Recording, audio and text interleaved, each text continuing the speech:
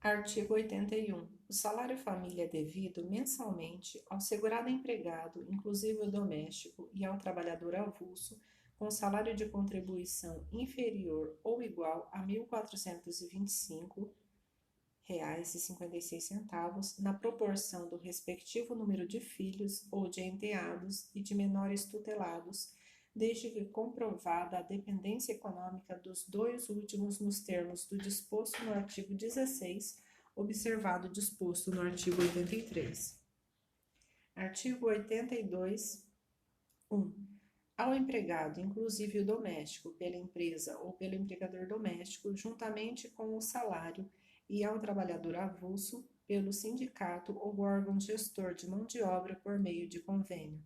2. Ao empregado, inclusive o doméstico, e ao trabalhador avulso, aposentados por incapacidade permanente ou em gozo de auxílio por incapacidade temporária pelo INSS, juntamente com o benefício.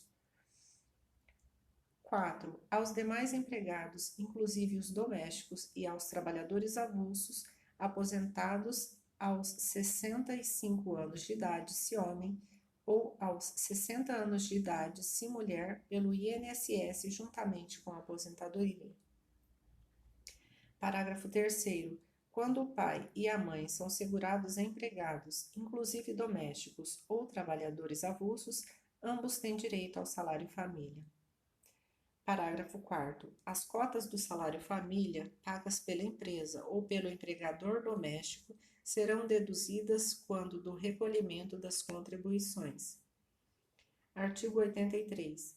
O valor da cota do salário família por filho ou por enteado e por menor tutelado, desde que comprovada a dependência econômica dos dois últimos até 14 anos de idade, ou inválidos, é de R$ 48,62. Artigo 84. O pagamento do salário família será devido a partir da data da apresentação da certidão de nascimento do filho ou da documentação relativa ao enteado e ao menor tutelado, desde que comprovada a dependência econômica dos dois últimos, e fica condicionada à apresentação anual de atestado de vacinação obrigatória dos referidos dependentes, de até 6 anos de idade, e de comprovação semestral de frequência à escola dos referidos dependentes, a partir de 4 anos de idade, observado para o empregado doméstico o disposto no parágrafo 5º. Parágrafo 1º. A empresa e o empregador doméstico deverão conservar, durante o prazo decadencial de que trata o artigo 348, os comprovantes dos pagamentos e as cópias das certidões correspondentes para exame e pela fiscalização. Parágrafo 2º.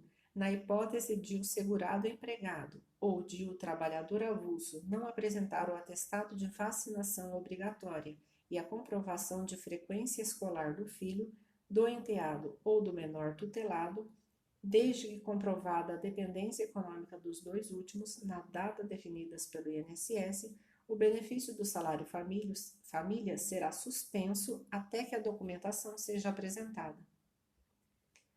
Parágrafo 3º. Não é devido o salário família no período entre a suspensão do benefício motivada pela falta de comprovação da frequência escolar e o seu reativamento, exceto se provada a frequência escolar regular no período. Parágrafo 4º.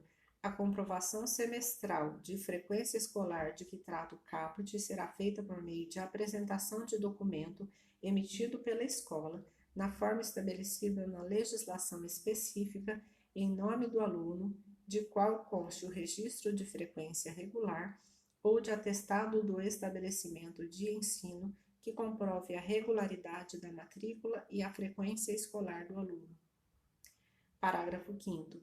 Para recebimento do salário família, o empregado doméstico apresentará ao seu empregador apenas a certidão de nascimento do filho ou a documentação relativa ao enteado e ao menor tutelado, desde que comprovada a dependência econômica dos dois últimos. Artigo 85. a invalidez do filho, do enteado ou do menor tutelado, desde que comprovada a dependência econômica dos dois últimos, maior de 14 anos de idade, será verificada em exame médico-pericial realizada pela Perícia Médica Federal. Artigo 86. O salário família correspondente ao mês de afastamento do trabalho será pago integralmente pela empresa, pelo empregador doméstico ou pelo sindicato ou pelo órgão gestor de mão de obra, conforme o caso, e ao mês da cessação de benefício pelo INSS. Artigo 88. 1. Por morte do filho, do enteado ou do menor tutelado, a contar do mês seguinte ao do óbito. 2. Quando o filho, o enteado ou o menor tutelado completar 14 anos de idade, exceto se inválido, a contar do mês seguinte ao da data do aniversário.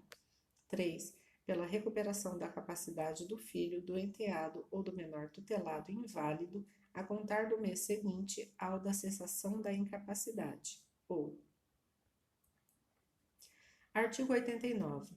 Para efeito de concessão e manutenção do salário família, o segurado firmará termo de responsabilidade, na qual se comprometerá a comunicar à empresa, ao empregador doméstico ou ao INSS, conforme o caso, qualquer fato ou circunstância que determine a perda do direito ao benefício e ficará sujeito, em caso de descumprimento, às sanções penais e trabalhistas.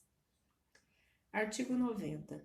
A falta de comunicação oportuna, de fato que implique cessação do salário família e a prática pelo segurado de fraude de qualquer natureza para o seu recebimento, autorizam a empresa, o empregador doméstico ou o INSS, conforme o caso, a descontar dos pagamentos de cotas devidas com relação a outros filhos, enteados ou menores tutelados, ou, na falta delas, do próprio salário do segurado ou da renda mensal do seu benefício, o valor das cotas indevidamente recebidas, sem prejuízo das sanções penais cabíveis, observado o disposto no parágrafo 2º do artigo 154. Artigo 91. O empregado, inclusive o doméstico ou o trabalhador avulso, deve dar quitação à empresa ou ao empregador doméstico de cada recebimento mensal do salário família na própria folha de pagamento ou por outra forma admitida, de modo que a quitação fique claramente caracterizada. Artigo 93. Parágrafo 3º. Em casos excepcionais, os períodos de repouso anterior e posterior ao parto podem ser aumentados de mais 2 semanas por meio de atestado médico específico submetido à avaliação médico-pericial.